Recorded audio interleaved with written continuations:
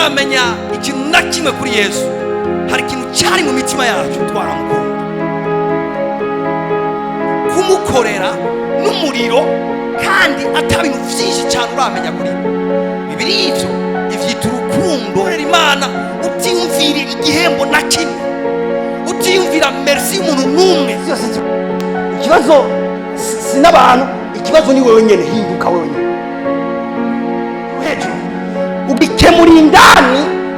Urabiza ati uyu muzi nawe uranduye, igiti ntikizosubira kunana. Ubwira uza aho nyene wumvise Imana.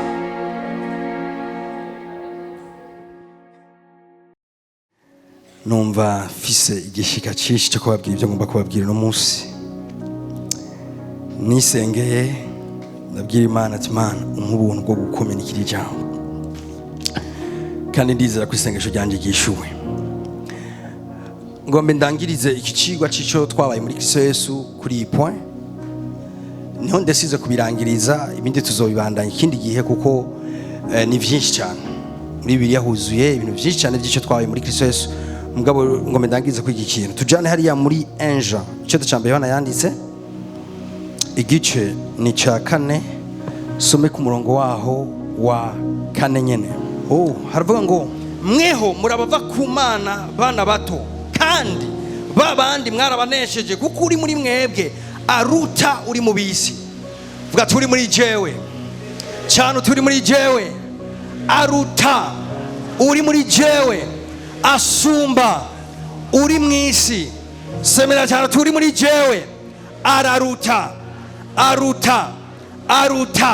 uri mwisi, uri muri jewe asumba uyu musozi duhanganye, uri muri jewe asumba satani n'abadayimoni, uri muri jewe asumba ingwara n'ivyaduka vyose biri mwisi, uri muri jewe asumba abadayimoni, uri muri jewe asumba uri mwisi. Acavuga akantu gakomeye cyane ngo mwehe murava ku Mana bana bato, kandi babandi mwarabanesheje. Nagomba nzane mu vyimviro vyanyu ikindi kintu kimwe twabaye muri Kristo Yesu. Twacitse abanesha. Bibiliya iri clear kuri ico kintu. Usomye mu Baroma, usomye ngahanye muri cete cyambere Yohana yanditse, Bibiliya iri clear kuri ico kintu. Ivuga ngo bana bato babandi mwarabanesheje. Nagomba dugaruke mu kibanza cyacu cy'abanesheje. Haleluya.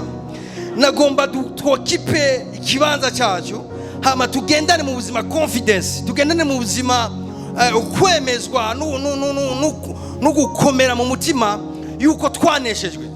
Ugenda ubizi mu buzima ushobora guhura n'ibintu byinshi, mugabo ugenda ari ikintu kimuzi ati nk'umwana w'Imana ndafise insinzi ya Yesu yashitse insinzi yiwanje. Haleluya. Rero muri umwanya mutonyi sigaranye, ngomba mvuge ibintu byinshi kandi bikomeye kubijyanye n'insinzi yacu. Vuga ati naranesheje. Iyi ni nacha ni nakameremere kacu. Hari Bibiliya kira dekriva ico twabaye muri Kristo Yesu. Ibikira vuga Yesu amaze gupfa akazuka, hama akaduha kiza kiwe, ico twebwe twaciye tuba.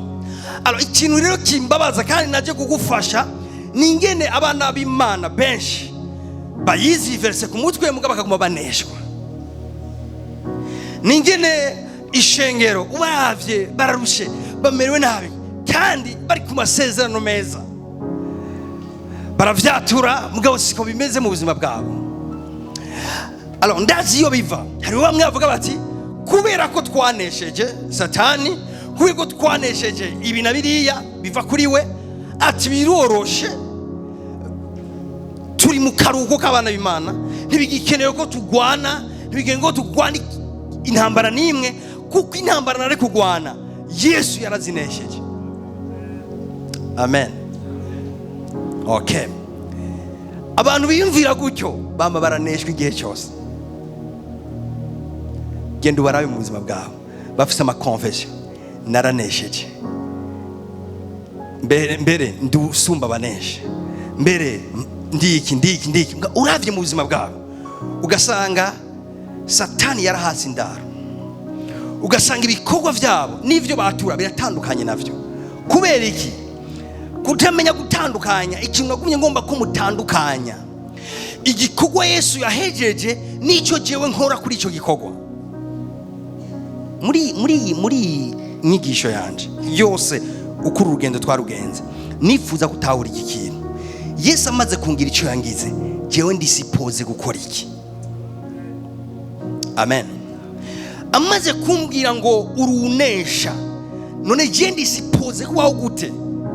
Kuko hagiye umuntu acaraba iki cyandiko hamakacara ubuzima bwa bamwe bamakavuga ati no mbona umenga ivy'ijambo ry'Imana rivuga n'ubuzima bw'abizera biratandukanye. Akasha duti ijambo ry'Imana rivuga kubera atamenye icyo we wakora kuri iryo jambo. Aro je nagomba kubwira ko iri jambo ry'Imana n'ukuri babandi mwarabanesheje. Sindabumvise. Iri jambo ry'Imana n'ukuri babandi mwarabanesheje. Iri jambo ry'Imana n'ukuri na vya bindi ubona ufise capacity ndani muri wewe yo kubisenyura. Mugabo ni attitude cyane cyane hari ngo ndakugarukane ko hore yawe kugira ugendere mu nsinzi. Mwisi imwe umuntu na kimwe cyo gukora. Muga muri isi boneka hari cyo gukora. Kuvyo Yesu yakoze naho biri nimanikira bidekriva na kimwe ukora. Mugabo tugeze muri no siboneka iri jambo ry'Imana kugira ri function rikeneye undi muntu arishira ku kwizera hama karikora. Hari ibintu rero ukora ku ijambo ryo kunesha ngo menzane.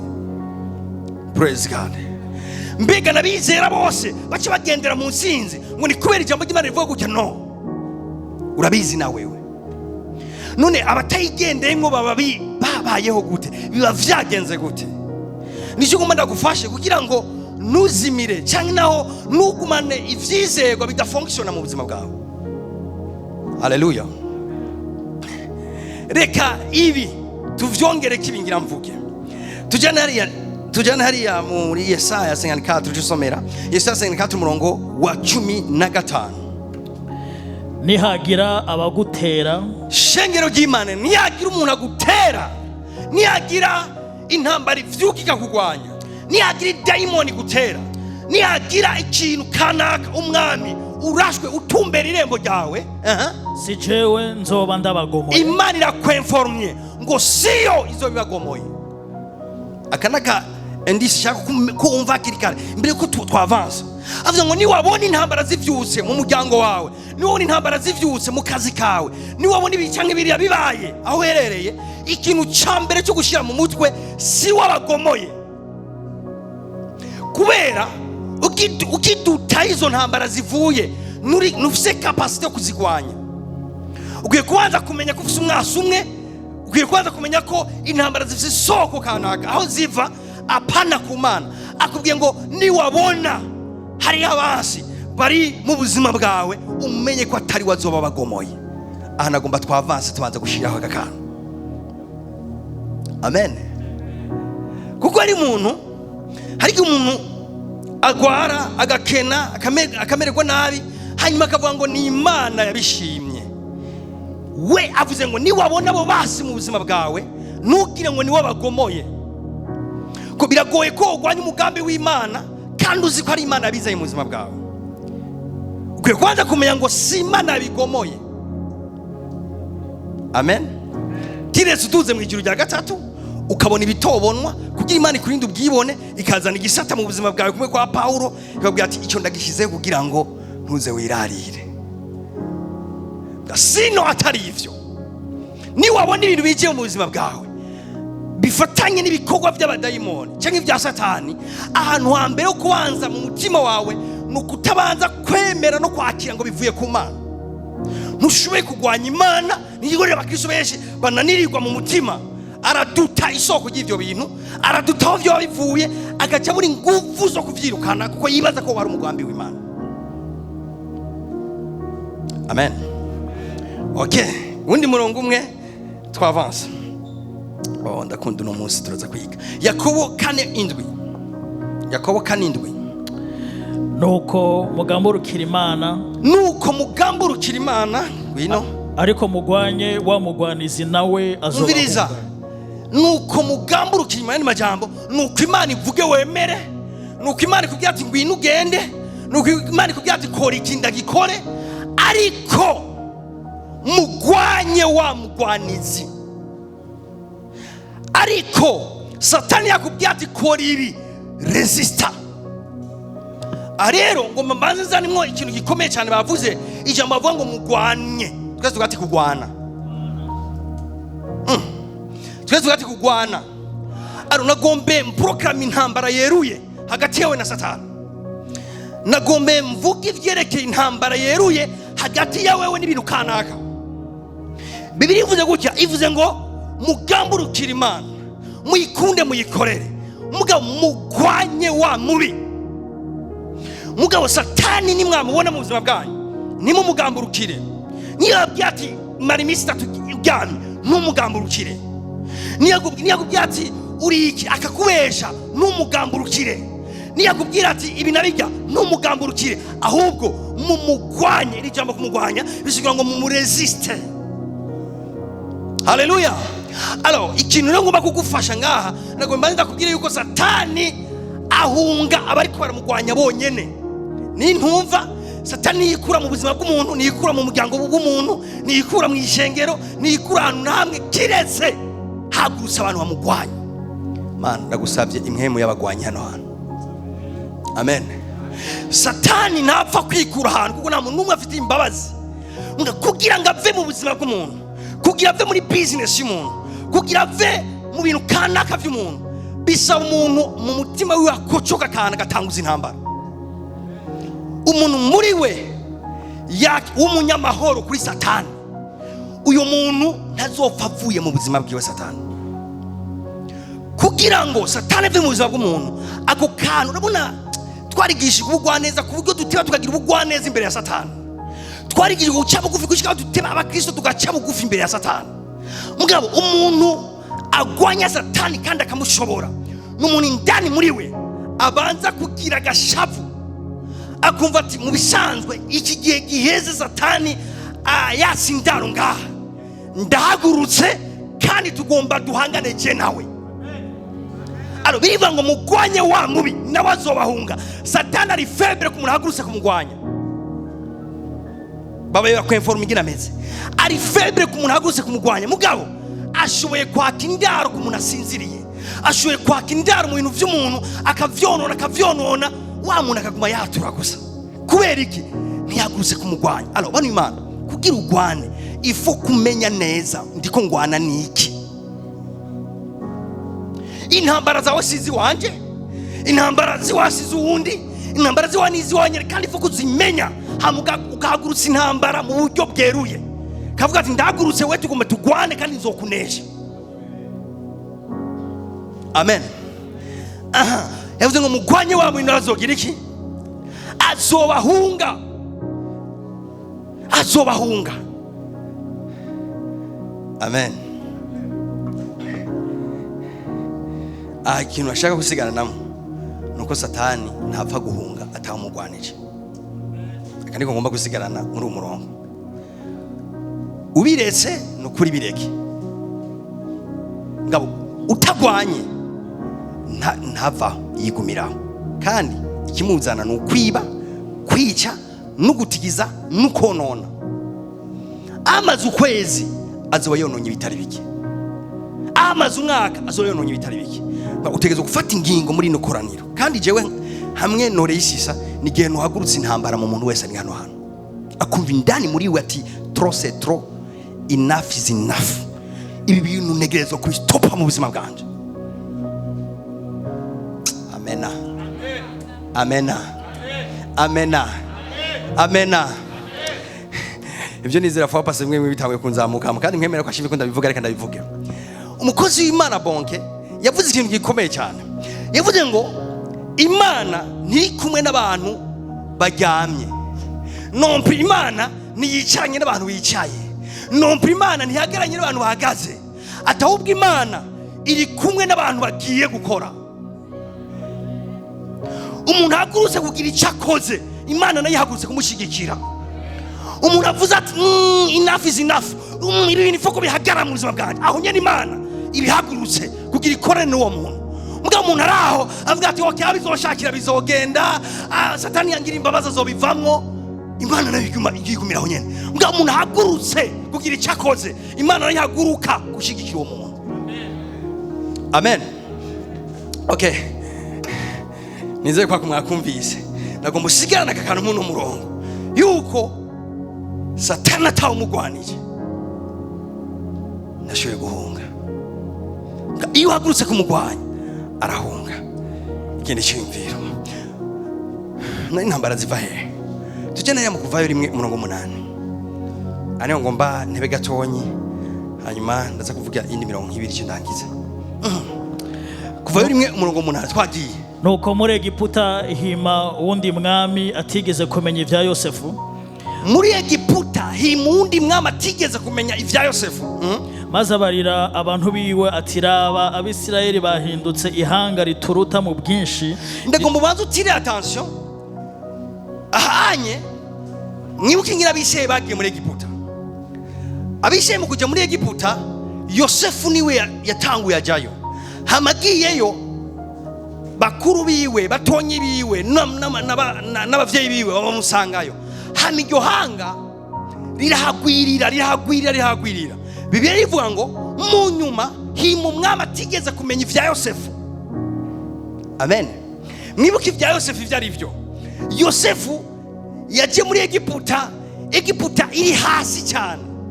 Mbwa Yosefu kubera ingabire y'Imana ari muri we arazamura Egiputa ikikomeye. Amen. Mwibuke ivyimviro yatanze, mwibuke ivyo yaprofetije, mwibuke isiguro yatanze y'ivyo umwami yari yarose, mwibuke ingene yagizwe umunyabigega hama bituma ubutunzi ekonomi ya Egiputa iduga cyane. Muyandi majambo Yosefu muri Egiputa yafatwa nk'umuntu mwiza cyane. Mbwa bivuga ngo mu nyuma hima uwundi mwami atigeze amenya ivya Yosefu. Uwo mwami agatangura kugwanya Abisirayeli. Bantu Imana ndagomba ndabwiye ko hari abantu batigeze bamenya amakuru yawe. Aho niho hantu hambere intambara ziva. Uri mwiza, uri umugwaneza, ngo umenye ko abantu batabizi. Ineza ugira abantu, hari abantu batayizi. Ushoboye gukora ibintu byiza ufite intention nziza, ngo hari abantu batazi ivyo bintu. Praise God.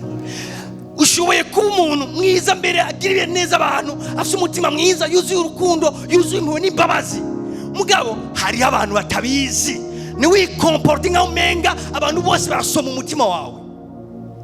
Hari abantu batazi umutima wawe. Hariho rero n'abandi kuba umeze gutyo nyene niyo mpamvu nyene kukugwanya. Hari abantu badakunda ivyiza, badakunda n'abantu bagira ibintu vyiza. Abo bantu rero Satani abacamo kugira ngo yatake abo bantu bameze neza. Amen. Rero nagomba mbanza ndagusaba ikintu kimwe, ni wijajare. Amuri ati none je ko umuntu mwiza, none ko je ko meze neza, none je ko tamuntu ufite inzigo, none je ko tamuntu numwe sharika, none je ko tamuntu umwe hari abantu batazi ibyo bintu biri mu mutima wawe. Wewe urabizi umufitiye ni neza, mugabo hari abantu batazi ibyuzi wewe. Hari abantu batazi uwo mutima uri muri wewe. Abo rero ni biraro vya Satani kugira detruise abantu beza. Haleluya. Birivuga ngo himundi mwami atazi vya Yosefu. Himundi mwami atazi ko Yosefu ari yatumye Egiputa ikomera. Himundi mwami atazi ingenda bisanze ga muri Egiputa. Himundi mwami. Amen. Nagomba banda kubarure makokana. Bandanye. Atiraba Abisirayeli bahindutse ihanga rituruta mu bwinshi. Atiraba Abisirayeli bahindutse. Umva umwami aje atazi ivya Yosefu. Hama cyavuga ati pay attention. Ati iri hanga ririko rirakomera. Bariko baba benshi. Bariko baronka ubutunzi bwa hano. Bariko barubaka amazu. Bariko baragukirwa mu buryo bukomeye. Ivyo bintu bicaye mutera ubwoba mu mitima. Mvize intambaro zavuye. Ivyo bintu ugukomera kwabo, ukwaguka kwabo, ukuba benshi bicaye mutera ubwoba mu mutima. ataba abantu bazohava bafatana n'abasi bacu ntihama baturwanye kandi batuneshe. Amen. Irindi soko rya kabiri rizana namwe intambara ndari kubwira n'igihe umuntu w'Imana ariko arakukirwa. Praise God. Buri Imana umuhezagira ubwayo wonyene ushoboye kuva mu intambara. Ugukomera kwawe gushoboye kuva mu intambara. Ukugirwa neza kw'Imana kwawe gushoboye kwaduka mu intambara. Nga kubera iki? Uva kubera iki kwagutegwa mu intambara? Ni kubera mu ruhande rw'umwasi nibakeneye ko umwasi wabo akomera. Nabwira Imana Satani nakeneye ko ari umukristo n'umwe yotunga. Ngabwira igituma arabizi ko ni watunga hamwe n'uwo mutima wo gukorera Imana azoca homba. Ubutumwa bwiza buzoca bushikira abandi bantu bari iyo ruguru butarashikira. Ubutumwa bwiza buzoca buje mu bindi bihugu butarajamwo. Nakeneye ko umwana w'Imana yoronka imodoka. Kubera iki? Arabizi yuko ni waronka imodoka ugomba gutabara umuntu ari mu cyarama kuje kumusengera vyihuta.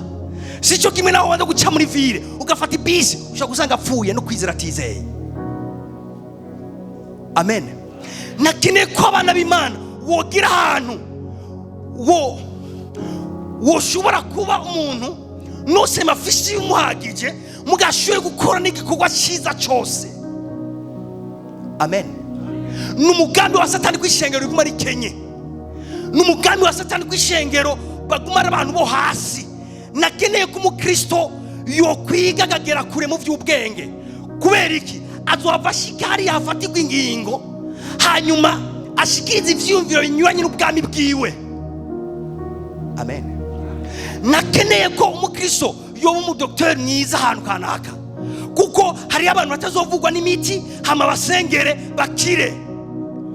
Nakeneye ko abakristo bo kwinjira mu madomene atandukanye. Kubera iki? Ni kubera ko arabizi ko deko umukristo yinjiye ahantu umuco urashitsa abantu. Wekene kugumiza umwijima ahantu kanaka. Uno musi turi victime b'ingingo zifatwa n'abantu tutazi aho bari naho bagiriye amanama. Kubera iki nta bakristo bariyo? Amena. Kubera iki nta bana b'Imana bari aho hantu izo ngingo ziko zirafatirwa? Hama kubera tabariyo biroroshe ko ingingo yafashwe twese turaswiva n'umwana w'Imana araswiva. Amen. Wewe arabizi ko plus aronka abantu bakomeye mugaba muyoboka, plus aronka abantu aribo bafishe ubutunzi bw'isi mu maboko bamuyobeka, plus aronka abantu bari influence bamuyoboka, plus aganya. Ndagoma mukanguke. Praise God. Plus aganya, plus ibintu vyose abifyondera ashake kubifyondera.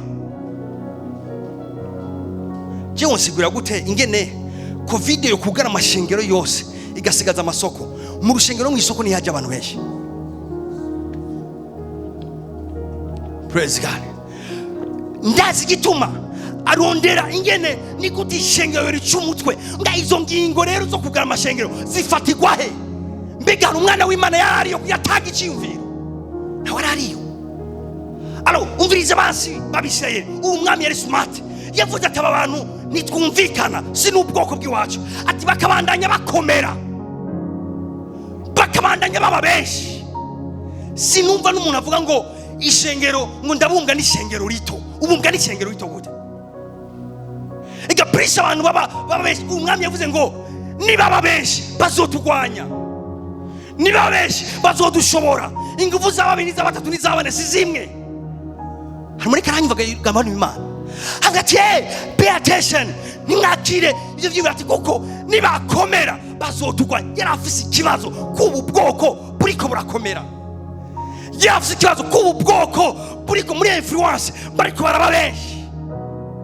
Ati bazohava bajya hamwe hama batuneshe. Intambara biravyuze.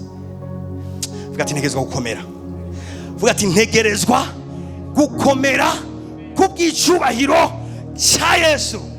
Ni bibi gukomera atari icubahiro cya Yesu rondera. Ni bibi gukomera ugashaka ishimwe rya Yesu nga ni vyiza cyane, Imana irabinezerewe cyane gukomera ushaka ishimwe ryiwe. Haleluya. Ni vyiza cyane kwagukirwa ufise mu vyiyumviro ishimwe ryiwe. Uraza abantu muri mwebwe bifuza gushigikira igikorwa cy'Imana batabishoboye. Wibaza ko uzonganya ibisibo n'uyifuje kugishigikira kandi abishoboye.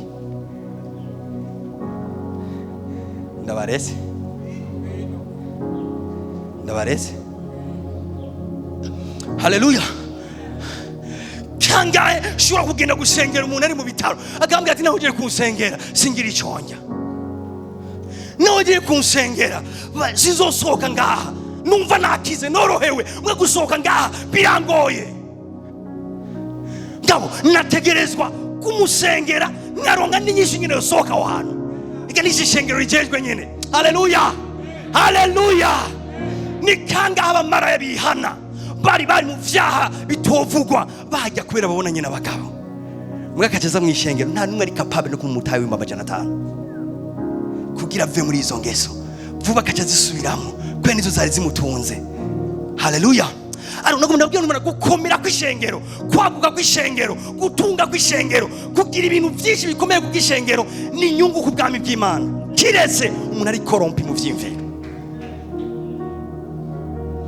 Haleluya. Bivuga ngo uwo mwami abona, mwibuke Farao ni gicapo cha Satani, abishe ni gicapo cy'ishengero rya none. Uko Satani abona ishengero ririko riraguka riba rinini kandi bakomera, niko gwiza ibitero. Kubera iki? Arazi ngo nimba naho ndaswa na 30 ngiye kuraswa n'ijana, none ayo mabombe y'abantu 100 arangana n'amabombe y'abantu 30. Haleluya. Alo umviriza rero ikintu urigere ngomba kukwigisha ngaha ni ikintu kimbabaza cyane. Ibaza umuntu rero ari ngaho arazanye utuntu twiwe agomba atangure gukora, afite n'ivyimviro vyiza byo gusupporting ubutumwa bwiza, mugabo ari mu vyimviro vuga ngo iki Imana izoshaka bakizoba, ari mu vyimviro vuga ngo ubugombe bw'Imana buzoba, ari mu vyimviro vuga ngo jewe naco maze Imana niyashaka izonteza imbere. Kumva ko indani muri we nta mwemu y'ubusirikare afise, nta mwemu yo kugwanira ivyo ariko arakora afise, nta mwemu yo gukingira umuhamagara Imana yamuhaye afise. Ko kumenga arasinziriye ariko arakora ibintu bwarasinziriye, ukumva ko indani adakarije kugwanira ibintu Imana yamuhaye, yamuteretse mu maboko.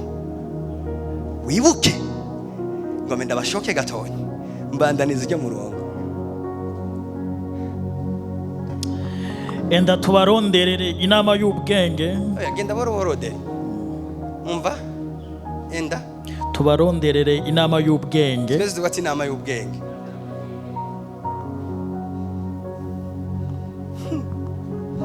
Inama y'iki? Uyu mwami yari smart. Avuga ati bariko barakomera, bariko baragwira, atumviriza twicare.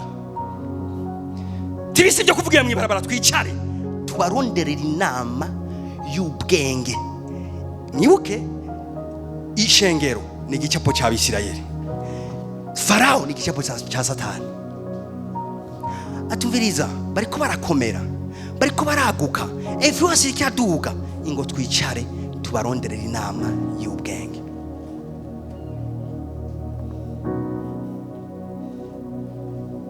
Amen. Ikorari kirakomera, bariko baraguka, bashize hamwe, bariko baragira impact ingana gutya, ingo tubigira inama y'ubwenge. Claude ariko aratera imbere kandi ya mutima afise, agomba kuba ubutumwa bwiza bushika kure. Tumurondera inama y'ubwenge. Ujya mukozi w'Imana ariko arafasha abantu, ariko arabahubura, ingo twicare tumurondera inama y'ubwenge. Ijya famiye irikira bicitegererezo, abajene bari bariranze barahevye byo kubaka, rabira suye kuinspira, ingo tuyirondera inama y'ubwenge ingene twayisambura.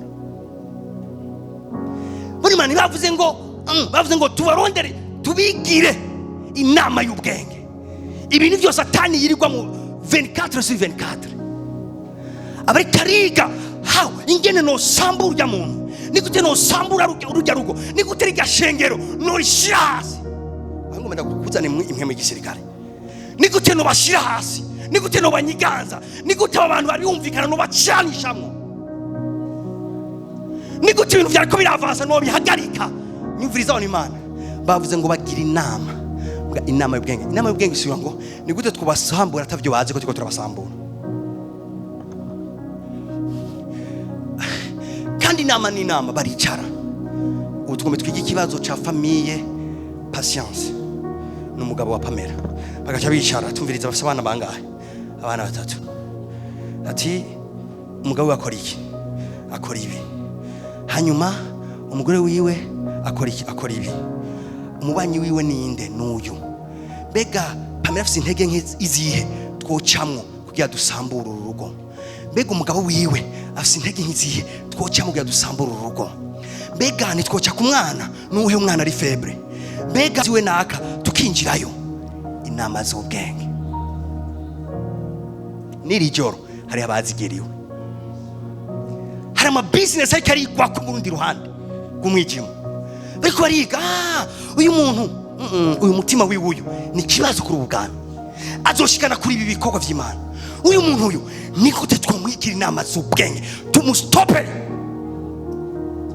uko ni kubona abantu mu misi iheze barabastar barabamenyekana barabona ko barakora ibintu bikomeye cyane mu bwami bw'Imana ngabaziye barazima ni inama z'ubwenge bigiwe kandi ziraresisa haleluya ni kibazo rero kuba ari umugwi kwigira inama z'ubwenge nawe ukaburyamye windukiza usura windukiza abandi baricaye ati wabonye arasinziriye nta nisengesho yahijeho yapfuye kuryama tera aho nyene bwira wa mu general acunze kada karere atere hajya nyene ntubona ko ajyanye ntubona ko asinziriye ni gute twosambura business urabizi ko bashiye kurunka n'umukozi yateguwe neza bashizemo impemu yabo akamanuka avuye mu cendajuru akaza gusaba akazi muri company yawe afise mission yo kudetruiza wa company inama z'ubwenge zikiwe hano kanaka icyo ngomba kugwagurutsamwo ni ikintu birivuga ngo mugwanye wa mubi every day ugwanye wa mubi nawe azoguhunga wibuka guteramira urugo rwawe ryari wibuka guteramira ibikorwa byawe ryari wibuka guteramira amagara yawe ryari wibuka guteramira ibikwerekeye ryari naho bawicaye abandi bo bari barakora icyo n'umurango biga hawe mugatondo ukavyuka umunsi umwe ukumva umutima ukwadutsemwo wo kwaka ijambo ry'ukuri ukibaza abaye iki warayurigirwa inama z'ubwenge bagukoreye ko hari inama z'ubwenge zakwigiwe kandi warashe byashobotswe none ugira iki haguruka icyo nkundira bivuga ngo mugwanye wa mubi nawe azobahunga navuga ngo sinzi ibiko birahinduka muri jewe ngo jewe nawe nkunda gusenga ngo sinzi ibintu inama z'ubwenge urumuna kuno musi turi Dimanche avuga ati no musi yaducize tugombe twiga ingene Dimanche proche atazoza mu nzu y'Imana yumva ivyareka arumva kuva lendi bazoba ariko barakora kugira uzobigowo tore Dimanche proche bizosaba kuri umuntu afise ubuzima bwo gusenga bukwiye kandi wikomporta nk'umusirikare wa Kristo twari kompoze nk'abasivile inshuro nyinshi tugenda nk'abasivile twimvira nk'abasivile dukora nk'abasivile inama z'ubwenge zimaze gukubita hasi benshi harakoze b'Imana bakomeye inama z'ubwenge zabateramiye ntibabimenya n'abainteresse barasinzira inama z'ubwenge kandi ndabwira abantu Imana ndabwire n'ibindi ikintu kinatangaje reka mfate abagabo batatu reka mfate ko uyu ari umudeje ahantu kanaka uyu ari umukozi wiwe uyu nawe ari umupranto wawe uyu mupranto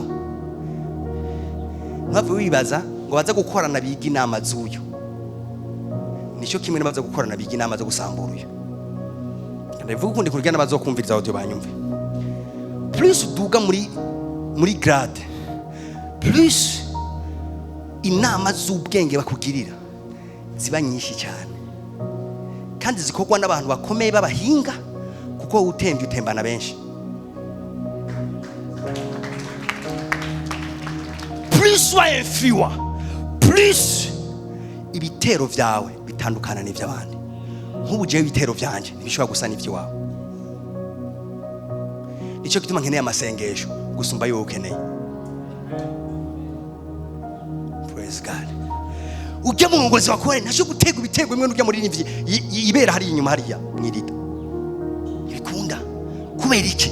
Abiza ati nina kubituyu intama zica zisanzara.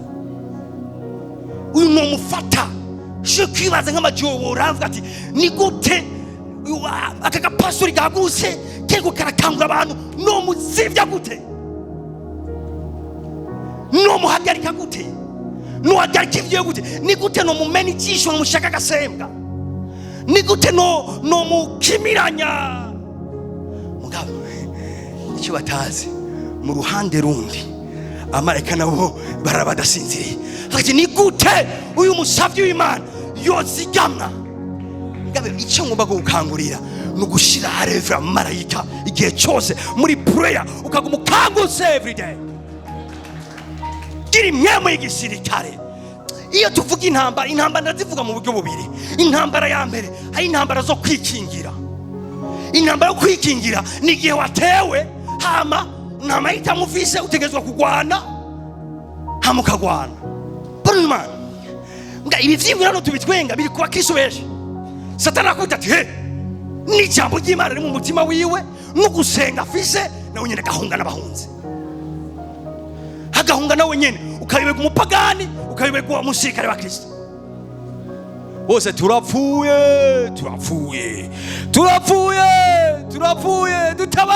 dutabare. You are soldier. Uri umusirikare wa Kristo. Kiri vyimviro vy'igisirikare. So neko navuga hari intambara zimwe zo kwikingira nigihe watewe ukavuga ati okay natewe mugabo sishobora guhunga. Fise mentalite y'igisirikare ndafightinga ndagwana.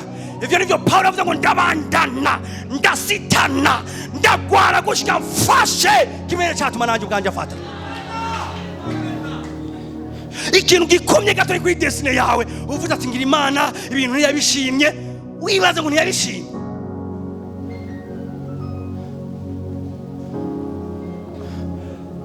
Mubarabe uko bakomera mugwiza ama strategy.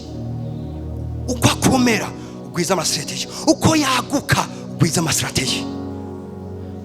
Ndababwira uko waguka mu buzima niki inama z'ubwenge zikorana kuri wewe. Waru umusoro ukarongora uragutse urateye imbere inama zirakorana. Murabona twagomba kumuheza mu bukumi bwiwe, twagomba kumuheza none araducitse. Aha yarateramiye none aragiye nga muyaranje urugo ntagobake, muyaranje abedesi mu rugo ntavyara, muyaranje inama z'ubwenge. Mwaraje gukangura ishengero bakiriko baragira inama nawe jya mu cyumba cyawe repatozitarata mento patakabaya amuhaguruka ati mu izina Yesu imigabo n'imigambi yose ya Satani ndayisamuye. Tera confusion muri kaya basi bawe. Ni gute abadayimoni bogira inama igahera bakaza bakayexecuta mu buzima bwawe ugisinziriye ukiryamye, bakayiguryamye bakaja kuyexecuta ukiryamye, bakanagusambura ukiryamye ugasambuka ntunamenye ko wasambuze ugisinziriye. Ukaza kwiro tuvuga ngo yo ngo kera ngo shanga Imana yari yampeza agiye ngo iyo menya sha iyo sha yo menya imvugo y'abadayimoni yo menya.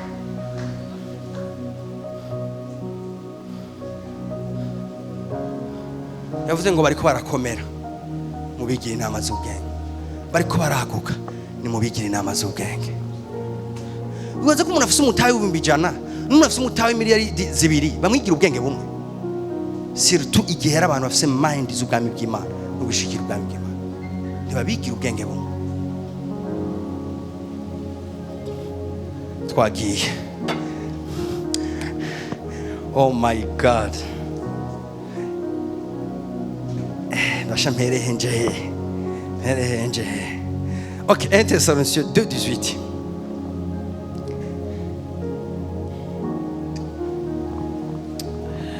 kuko twagomba kuza iwanyu. Indari karavuga Paulo. Igitabo cy'Abitesalonike cyanditswe nande? Paulo ni intumwa ya mbere twemeza yakoranye n'Imana mu buryo bukomeye gose. Umviriza ari byo karavuga. Nuko kuko twagomba kuza iwanyu. Kuko twagomba kuza iwanyu. Umviriza Paulo yagize icyumviro cyo kuza muri iyi shengero ry'Itesalonike.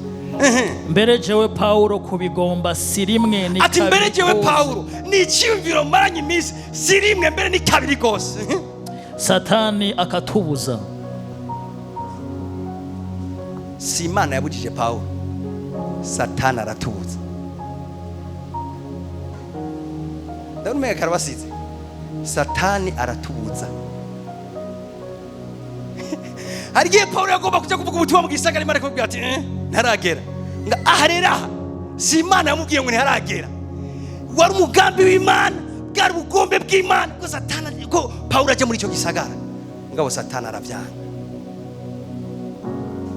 Amvuga ngo sinarimwe nabyifuje. Mwene majambo Satani yamwankiye rimwe. Nabyifuje inshuro nyinshi nga Satani aranyankira. Nibuko ari karankira Paulo. Uwo nyene yavuze ngo turushishwaho kunesha n'uwadukunze. Vyumvikana ngo ugomba kubaka inzu Satani akanga. Ugomba kugira mariage akanga. Ugomba kujya gufasha umuntu kanaka Satani akanga. Umviriza ikintu kizotuma akunda. Ndeka vuga gukunda. Umviriza ikintu kizomwemeza. Satani yase kumva kuneza umwemeza kunabi. Nico Bibiliya ivuga ngo mugwanye wa mubi nawe azobahunga ko atatinye Paulo frere. Navuga ngo wewe gutinya n'akarevereso gatonye ufise wewe. Urabona Yesu wewe. Paulo yagiye mu ijuru rya gatatu abona ibitoshora kuvuga. Muga musi agomba kujya mu gisagara Satani namwankira. Abantu baje ngo byose mu birenge musi birenge byacu ngo turamukandagira ngo mu izina rya Yesu ngo bose yarabapararije. Yarabapararije sha. Satani aramwankira. Tinashaka kuza. Ati nanabi mwumva ndafite inyota. Ariko Satani yanyankiye.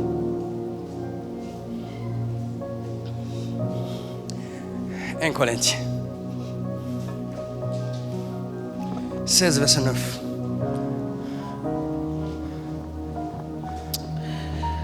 Kuko nugururiwe urugi runini ruja mu bikorwa bikomeye. Kavuge neza. Kavuge neza. Kuko nugururiwe urugi runini. Kuko nugururiwe urugi runini. Twese tuvuga ati nugururiwe urugi runini.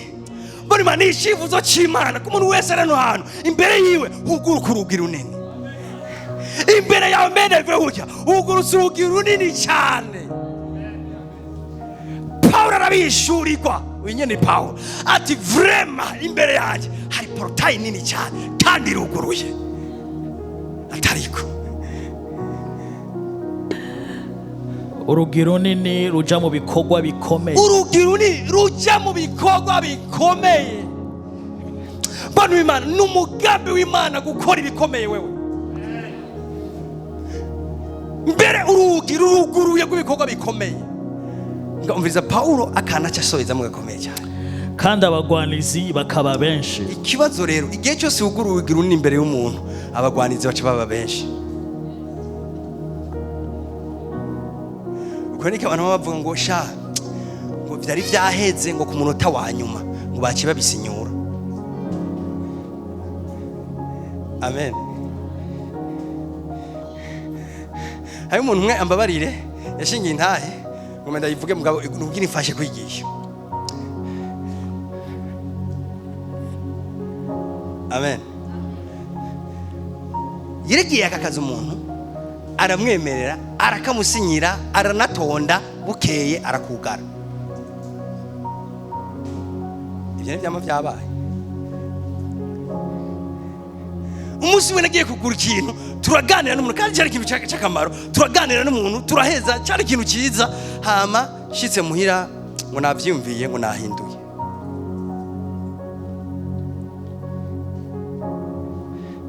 Nugurura urugi runini mga abagwanizi bakaba benshi.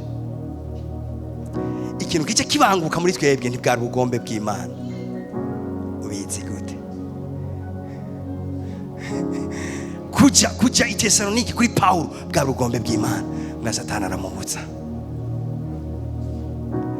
N'urugi runini Imana yuguruye mugabo ngo abagwanizi, mani majambo abantu bambuza kwinjira muri urwo rugi ni benshi. Abantu biyumvira ngo rofete ko abantu telephone ati vyakunze nta kibazo kwa mbere uzotangura kibazo ngo biraheze. Intambara ziratangwe kurugira uruguruye, bivuga ngo hari arugira runini kuguruye mga abagwanizi ngaho no bace batsura amutwe no bace bahaguruka no bace bavyura intambara. Ni gute inama zikora ati hey ninde ratuwe guhagarika bijya bintu habaye iki wewe wowe niko agira hinjire. Mission rapide rero ongereza abasirikare ni gute woshika kwa mbere ivyari vyasinywe bigaje bihagarira ngo ngira ni bwari ubugombe bw'Imana. Ubizi gute? Bijwe ngo urugi runini guguruwe ni Imana yaguguruye. Ati mugaba gwanize utegeza kwiga ingene ubegeza kure y'urugi rwawe guguruye. Vuga ati ndi umusirikare wa Kristo, fisi vyimviro vy'intambara. Igihe cyose hagaze umuryango wuguruye ni mpemu zihagaze kuri uwo muryango zikubuza kwinjira, ziraho nyene udaparuvanye kuzikuraho uzokwinjira wantu.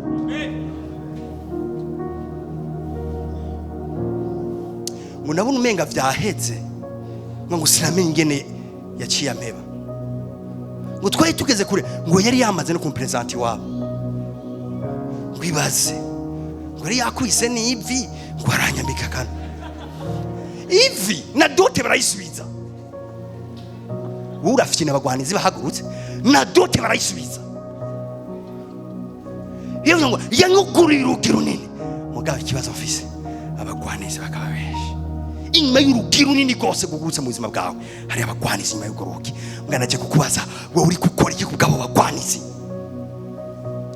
Dufise mentalite yo kwikingira, dufise mentalite y'abasirikare bagwana urugamba rwo kwikingira. Mbwa jenaje guhagurusa abasirikare batera bataka. Ngira mvuga kantu uzi uko haleluya iyo uri umugwanyazwi neza no muri kaya basi bawe baratiba bakakumenya. Fati ugomba amahoro ntibaguhemishe kurya muntu. Mwisi mwemwe dufise ibihagararo bingana, mwisi mwemwe dufise autorite zingana, mwisi mwemwe nibatubona kumwe. Hari umuntu yideprasije ariko surveillance ikomeye agiye mu Rumonge ati hey badayimoni mucunze akarere ka Rumonge get ready murashobora kubona ibyo mwubatse bitangura gusenyagurika. Araje ati ninde ni wawe ndiye gusenyagura Bubanza. Ikabara kominika ati umuntu aje mukabona aratanguye gusenga. Ari mugerageza uburyo bwose ntasenge ibikorwa byinshi mumushirisharije nari umwanya wo gusenga kuko agatanguye gusenga ibintu bidasanzwe biraba mu ruhande wacu. Vuga ati nanjye ndi umusirikare yateguwe. Vuga ati ndi umusirikare yateguwe. Hari umuntu yinjira mu gisirikare muri ville nk'umusivile agasohoka nk'umusivile.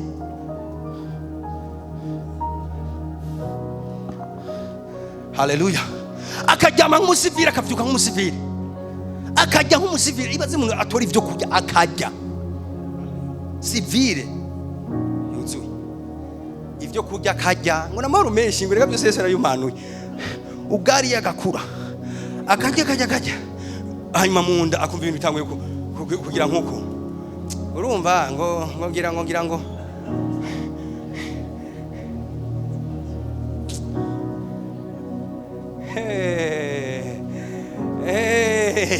ashaka kumara indwi uryamye bya bikorwa ntubibandanye wuguruye unini mugabo abagwanizi ni benshi.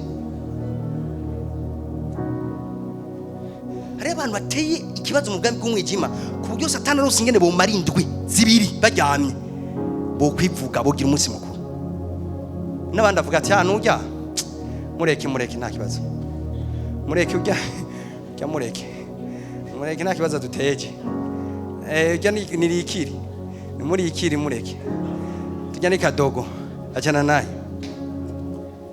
ati nuguri urugi runini kandi ndumusirikare afise mentalite ya gisirikare. Bano mana urabona umusirikare afise mentalite yo kwama yiteze kwa mutera yivune, kandi ani abakristo benshi bahagaze ntibatera barategwa bama bahagaze ngo bivune. Urazi icyo ugize uhaye umwidegemvye umwasi wo kwiga amaplan yose y'ingene yo gusenya, uri kuramuderanje azovyiga ryari, uri kuratera igari mu ntambara azovyiga ryari.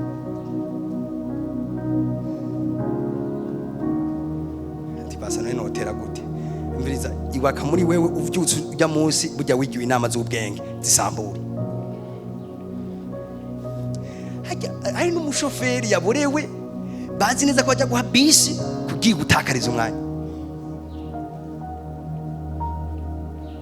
nawe urasinziriye ubona maro menshi inzira zanje zose yazihinduye ngo umuco gusa. Inzira y'umugorozi ngo umuco wa gatondo utera ugwira wamubaza ati none ugeze uwo muco ugwira ugeze kuri Paul. Reka nabwire igituma mvuze ko kana nawe uyu n'umuhungu umwe afite ibyiza ko bimeze ukuntu. Ndamubaza ati mon frère gute ugeze ijambo rigeze rigukorera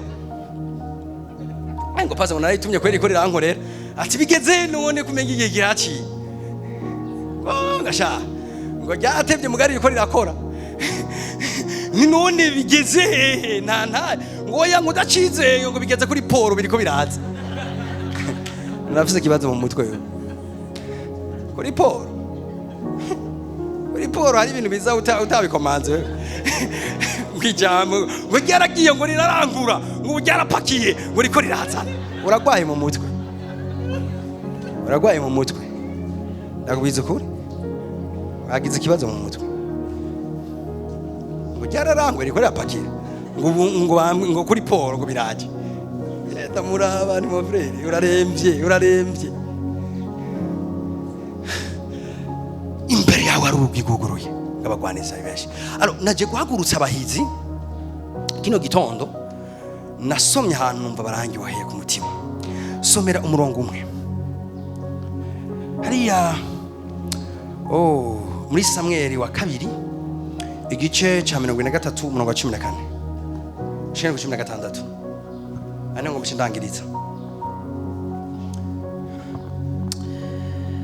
Ico gihe Dawidi yari mwisenga kandi hari insago z'Abafilisitiya i Betelehemu. Ego. Dawidi yumva akumbuye amazi yaho. Aravuga ati Dawidi yumva akumbuye amazi yaho.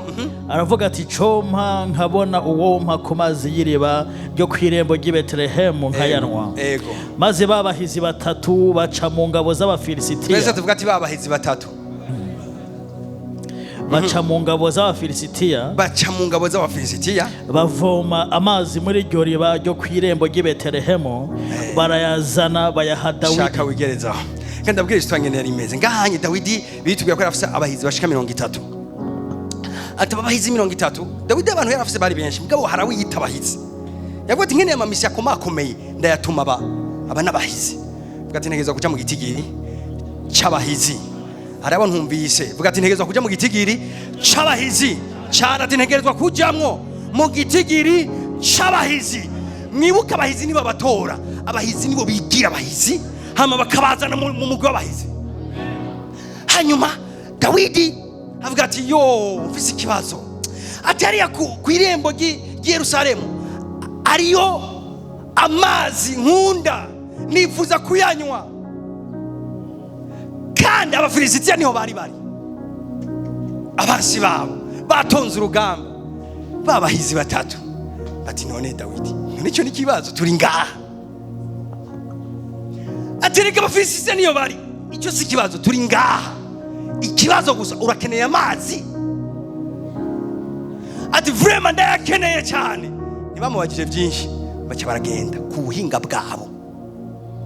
Birivuga ngo baca hagati y'izo ngabo, baca hagati y'abo bafilisitiya, baragenda barugurura amazi, baravoma, sinzi ko batwaye ibido, barazana Dawidi ati akira amazi. Dawidi ati ataya sinoyanywa, aya n'amaraso yanyu. Bacyatwara imbere y'Uhoraho avuga ati Mana, sindi bunywa amaraso y'aba bantu. Abahizi n'abantu bari prêt guheba ubuzima bwabo ku bwa destiny yabo. N'abantu bari ahantu bumva umenga kubw'umuryango wabo, bari prêt gukora ibintu vya bindi birimo riske ya mbere yo hejuru kugira basove icyo bagomba gusova.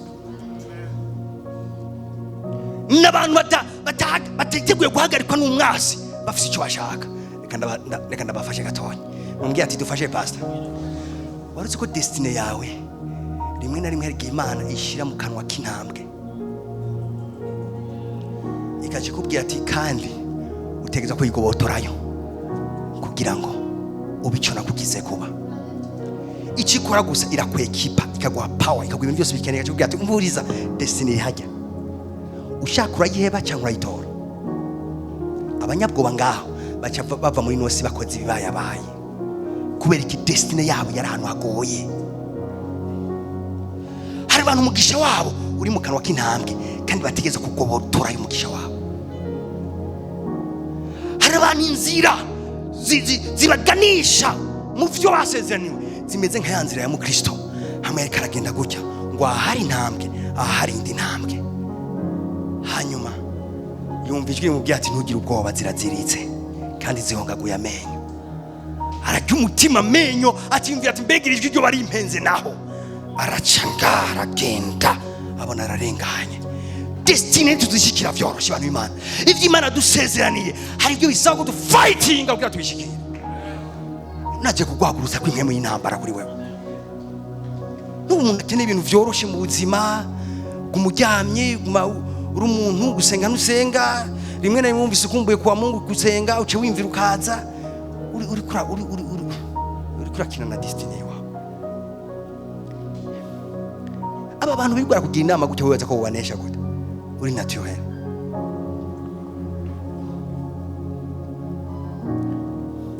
Nakaze bonaje mu nkemu y'igisirikare, hama ndahejeje kandi ndahejeje kuko miti zageze kandi turafise sense.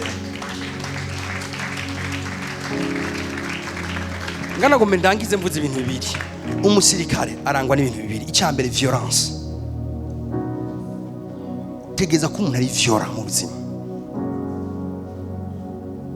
Bivuga ngo ubwami bw'Imana barabubandanira, ariko aba violent nibo babunyakurisha ubuhizi. Ivyo ubwami bw'Imana vyakira umuntu afite inata n'abantu. None violence no ivuga gute? N'abantu baseka. Nari pre guhagarara ngo ni kubera muhagaritse. Icyaka bitegezwa kuba brutal. Nta musirikare utegezwa kuba brutal. Kandi birashoboka kuba intama ya Kristo nga uri brutal mu mugambi gumwijima. Uri brutal imbere y'imisozi, uri brutal imbere y'ibintu kanaka. N'amasengesho yawe brutality. None umuntu yirukana inkemu bidoga. Ngo none ngo ntiwogenda. Ngo none ngo genda oshagenda. Ifo kuba brutal mu buzima. Uraronse indoto mbi ngaceda ngo Mana ngurabona ibintu ndose ngo Mana imvenutse ndi ibintu ari imwe ngo Mana. Uri muri ivyo urashaka kuvuga ngo Mana. Hagurukana brutalite erega. Brutalite simbi ku musirikare.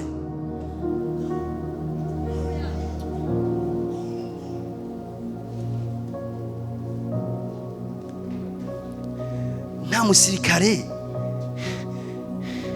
yikwegera mu by'ubu bugingo ngo ahimbare umwandiki w'umusirikare.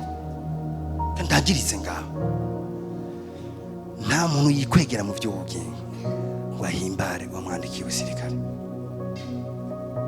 Muri boîte ujamwe nawe ukagaceta iyo ushobora guhimbara wakwandika w'umusirikare, kuko iby'ubu bugingo birasamaza. Umuruturutu ujamwe nawe ukicara iriga icyo cyo n'abapastori basigaye bawunywa, baricara baririmbyi bakomakomeye, baricara ku muruturutu. Umuruturutu vraiment urakoze ibara ko bashyizwa hanze. Ninagiye n'ahantu barabunza Imana ngo n'ibintu vyirabura bampaye n'ibi nibiki, ngo nakaruturutu pastor wakakarajyoje bagusubiza mu energy aka umuruturutu uranywa wewe, kandi hane yabuze abantu bawunywa nkagufata uri kunywa umuruturutu. Nta muntu yikwegera. Kinagiye ahantu bawudandaza, hari ahantu mpora nca gucya sanga inyoni igurutse baratwenga, isazi igurutse baratwenga, n'abati umuruturutu wakoze ministere yaho ngaha.